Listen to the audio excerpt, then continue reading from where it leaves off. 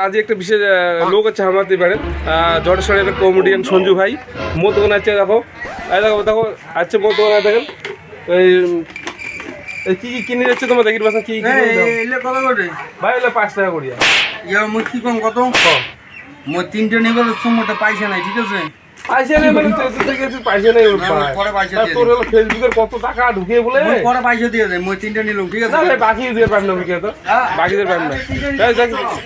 আমাকে বাকি দেয় না বাকি তুই বাকি কি পালে পাল্লা সিঁড়ি খারাপ কত কাজ ক যখন ভাঙবে না ঘটনা আছে কি হয়তো বাকি কেমন করতে হবে আমার তো পয়সা জিনিস তুই বুঝি পেয়েছি দেখেন গাইস একদম কি কম আর কিছু কোয়ার নাই ঠিক আছে আচ্ছা দূর থাকি ঠিক আছে যা যা পাখি পরে পরে বাকি তো ফাঁকি ফাঁকি না আমি পয়সা তোর বাড়িতে দরকার আনিম কিসের বাকি বাড়ি জানো বাড়ি জানি হুমকি দে হুমকি কিছু নাই ভাই টাকা ভাই টাকা ভাই কিছু কত টাকা বাকি